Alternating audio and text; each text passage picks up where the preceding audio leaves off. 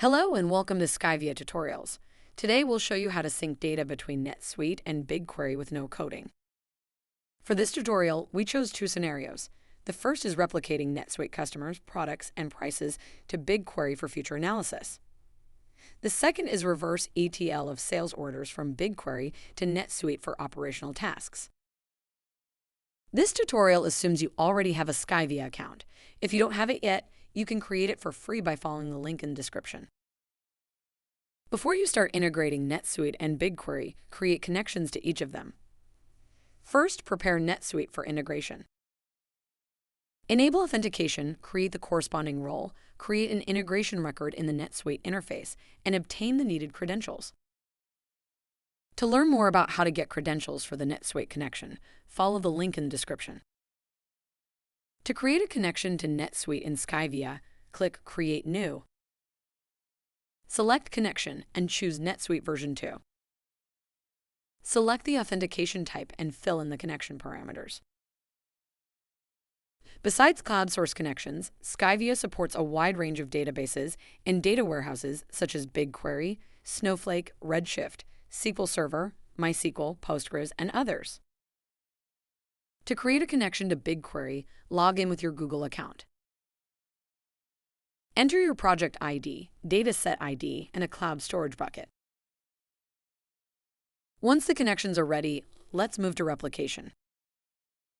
Relying only on NetSuite's native reporting for complex analysis can cause performance bottlenecks and limit visibility. With Skyvia, you can copy your data from the source to database and use this data for advanced analytics and deeper business intelligence. To replicate NetSuite data, click Create New and choose Replication.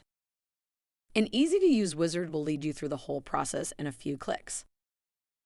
Select NetSuite as source and BigQuery as target. Set up the replication behavior. Define what to do if the source data changes, how to treat the deleted records, whether to create new tables or replicate to the existing ones, and how to handle the changes in the source schema. Let's leave the behavior settings in their default states. On the next step, define the target schema if needed. You can set the target table naming rules. Decide if you want to use a special system column to store record change timestamps. Define how to replicate complex structured objects. Then you can select the objects to replicate. Click Edit to select specific fields and set filters. Here, you can hash sensitive data if needed and set replication modes for the specific object. Standard mode is assigned to each object automatically and applies the default replication behavior. Resync forces the full replication of the object by dropping and creating a table in the target during each replication run. Resync on demand mode is created for objects that are part of your replication, but are not required for each replication run. You can include the object in the next replication run by resetting its last sync time parameter. History mode is used to track the history of the records in your database.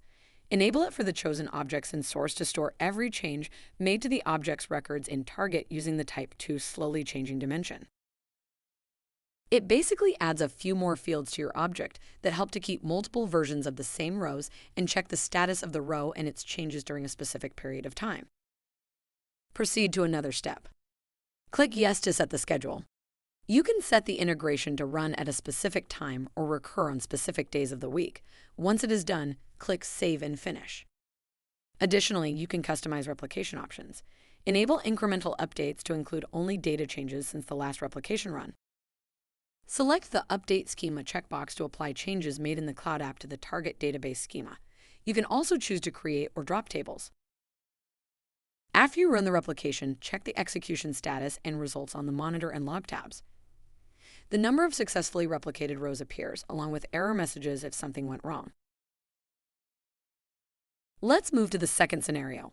In addition to replicating cloud data to BigQuery, Skyvia allows you to perform a reverse ETL, return important data from the data warehouse back to NetSuite. We will import processed sales orders from BigQuery to NetSuite. To do this, click Create New and choose Import. Select BigQuery as source and NetSuite as target. Click Add New to add an import task. Add multiple tasks to your integration if needed.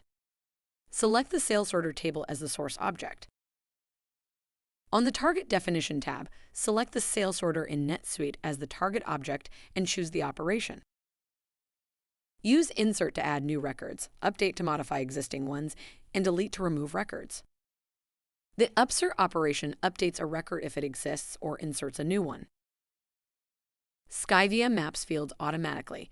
You can also remap any field using the available mapping types: column, constant, lookup, and expression. You can now run your import manually or on a schedule. Check the import results when it is finished. For more complex cases, Skyvia offers a visual ETL data pipeline designer called Dataflow. Use it for advanced data transformations, custom logic, or when you prefer a visual designer.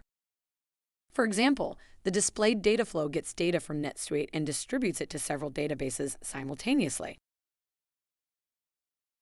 Thank you for watching this BigQuery and NetSuite integration tutorial. If you have any questions, feel free to drop us a comment below and we will help you.